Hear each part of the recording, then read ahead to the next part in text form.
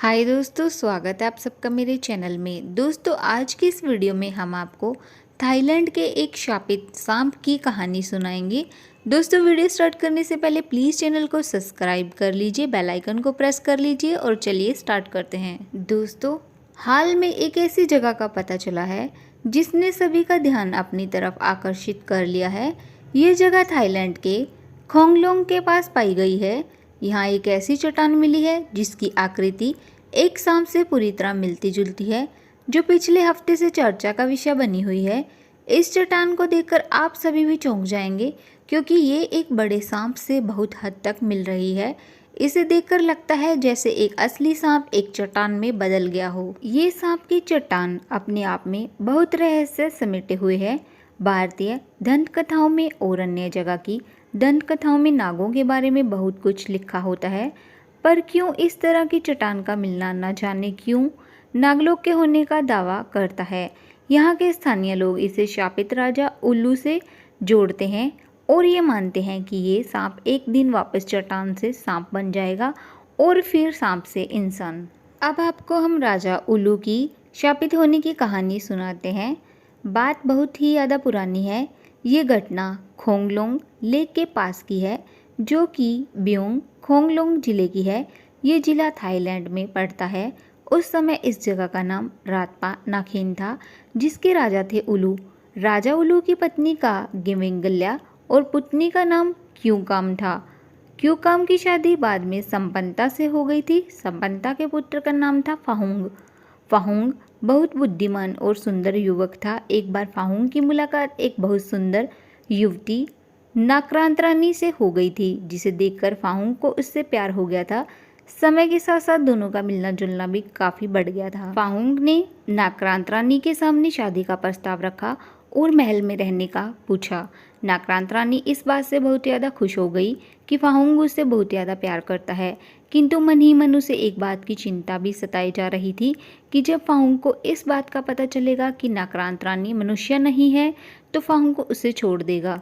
वास्तविकता में नाक्रांत रानी सर्प योनि की एक महिला थी, जिसे वहाँ की भाषा में नाका कहते हैं।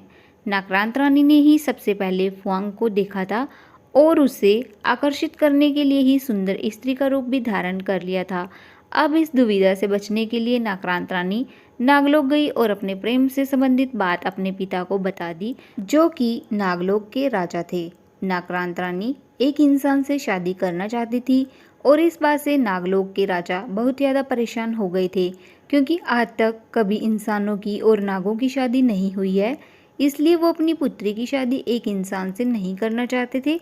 नागलोक के राजा अपनी पुत्री से बहुत ज़्यादा प्यार भी करते थे और अपनी पुत्री की जिद के आगे उन्हें झुकना पड़ा। नाक्रांत रानी और फाहुंग की शादी के लिए एक समारोह किया गया था, जो कि 7 दिन तक चला था। रातपा नाखेन में किसी को नहीं पता था कि नाक्रांत रानी एक नाग कन्या है और 3 साल तक सब कुछ अच्छे से चल रहा था, किंतु नाक्रांत रानी और फाहुंग को कोई संतान नहीं हुई थी और यही चिंता मन ही मन नाक्रांत रानी को खाई जा रही थी।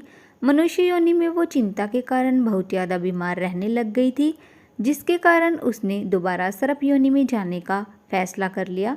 तभी एक नौकरानी ने नाक्रांत रानी को इंसान योनि से सर्प योनि में बदलते हुए देख लिया था। वो नौकरानी ये सब देखकर बहुत ज़्यादा भयभीत हो गई थी और वहाँ से भाग गई और नाक्रांत रानी के सांप में बदलने की बात आग की तरह पूरे राज्य में भी फैल गई थी। राज्य में लोगों को इस बात का पता चलने पर बहुत ज़्यादा दुख हुआ।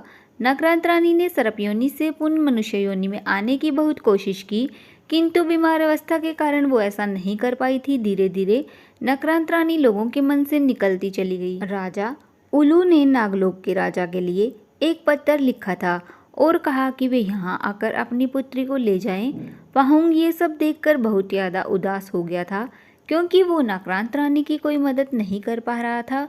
नागलोक के राजा अपनी पुत्री से बहुत ज़्यादा प्यार करते थे और जब वे अपनी पुत्री से मिलने आए तो अपनी पुत्री की इस दशा से वो काफ़ी ज़्यादा क्रोधित हो गए थे और अपनी पुत्री को अपने साथ लेकर चले गए और जाते जाते कहा कि वे अपनी सेना के साथ वापस जरूर आएंगे और रातपा नाखेन का नामो निशान मिटा देंगे। उसी रात पे अपनी पूरी सेना के साथ वापस आ गए और रातपा नाखेन के सभी लोगों को मार दिया था और रातपानाखेन पूरी तरह से जलमग्न हो गया, जो कि आज वर्तमान में खोंगलोंग लेक के नाम से जाना जाता है। नागलोग नरेश ने राजा उलू को एक नाग बना दिया और ये श्राप दे दिया कि वे इस योनि से तब तक मुक्त नहीं हो सकते जब तक रातपानाखेन पुनः एक शहर नहीं बन जाता। और यहाँ के लोगों का यही मानना है कि पत्थर से बना ये नाग राजा उलू ही है जो इंसान से सर्प बन गया था। तो दोस्तों ये थी शापित सांप के बारे में कहानी। वैसे इस कहानी के पीछे की सच्चाई क्या है ये तो कोई भी नहीं जानता, लेकिन दोस्तों आपको ये कहानी कैसी लगी? अगर आपको ये कहानी अच्छी लगी हो तो प्लीज़ कमेंट में ज़रूर बताएं। और हाँ दोस्तों, वीडियो को लाइक शेयर करना मत भूलिए। चलिए हम मिलते हैं नेक्स्ट वीडियो में किसी और अन्य महत्वपूर्ण जानकारी के साथ। तब तक के लिए बाय बाय, अपना ख्याल रखना।